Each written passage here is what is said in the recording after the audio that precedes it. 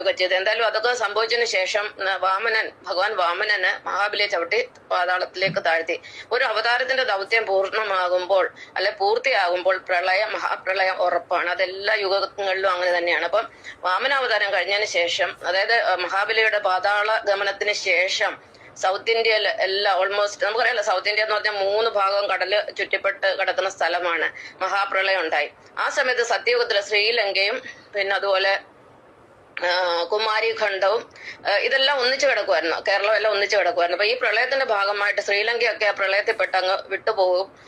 കുമാരിഖണ്ഡം അതുപോലെ എന്താ പറയുന്ന ബേ ഓഫ് ബംഗാൾ, അതായത് ബംഗാൾ ഉൾക്കടലിൽ ആണ്ടുപോവുകയും കേരളവും ഇപ്പൊ കേരളത്തിന്റെ പകുതി കൂടുതൽ ഭാഗങ്ങളും സമുദ്രത്തിൽ ആണ്ടുപോയി.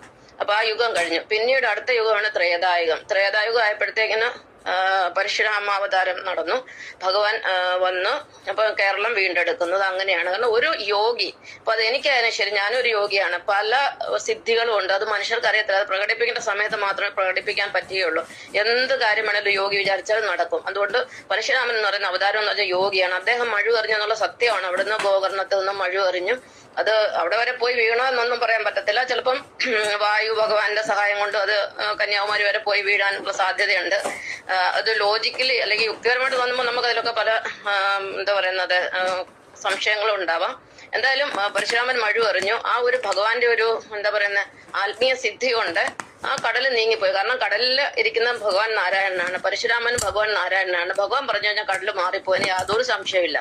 അപ്പൊ അങ്ങനെ മഴു എറിഞ്ഞ് കടല് നീങ്ങിപ്പോയി. അങ്ങനെ കേരളം വീണ്ടും പഴയതുപോലായി. അപ്പം കുറെ ആൾക്കാര് ഈ ദ്രാവിഡവർത്തത്തിലുണ്ടല്ലോ, ഈ മഹാബലിയുടെ കൂടെയൊക്കെ ജീവിച്ചവരോ പരമ്പരകളായിട്ട് അവിടെ ഉണ്ടല്ലോ. അവര് പരമ്പരാഗതമായിട്ട് ഈ ഓണം ആഘോഷിക്കുന്നുണ്ട്. അതായത് മാവേലി തമ്പുരാൻ മടങ്ങി വരും, വർഷത്തിലൊരിക്കല് പ്രജകളെ കാണാൻ വരും. അതിന്റെ സ്മരണാർത്ഥം അവര് ഓണം ആഘോഷിക്കാൻ തുടങ്ങി. അപ്പൊ ഈ കേരളം വീണ്ടും വന്നപ്പോൾ പുനർജനിച്ചു കഴിഞ്ഞപ്പോൾ അവിടുന്ന് കുറെ ആൾക്കാര് കേരളത്തിലേക്ക് പോയി. അന്ന് കേരളമൊന്നുമില്ല, അവിടെ പേരൊന്നും അങ്ങനെയൊന്നും ഇല്ല.